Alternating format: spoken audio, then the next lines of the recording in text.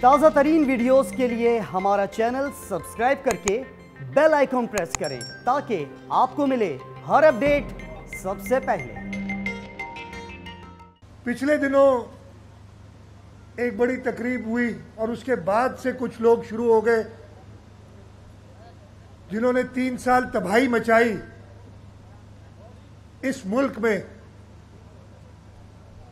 جنہوں نے مہنگائی کا طوفان برپا کیا، بڑی باتیں کرتے ہیں کہ جی پتہ نہیں ہمارا فلانا انڈیکیٹر بہتر ہو گیا ہے۔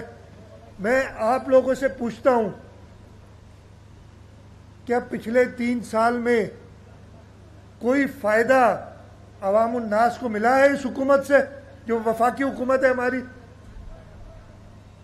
آپ خود بتائیں، مہنگائی کا جو طوفان ہے، آپ کی جو روزانہ کی آپ کے بچوں کا پیٹ پالنے کے لیے آٹا، چینی، دال، دودھ، ان کی قیمتیں کہاں سے کہاں پہنچ گئی ہیں، دگنی تگنی ہو گئی ہیں، لیکن ان کو صرف اپنا جشن منانے کی ضرورت تھی۔ ہم کوئی جشن نہیں منا رہے، ہم آپ کے پاس آئے ہیں، آپ کے مسائل سننے۔ ادھر کہا جا رہا ہے کہ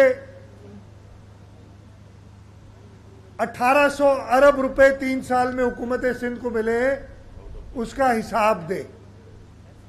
میں آپ سے کہتا ہوں 9000 ارب روپے سندھ کے لوگوں نے وفاق کو دیے، اس کا پہلے تمہیں حساب دینا ہے۔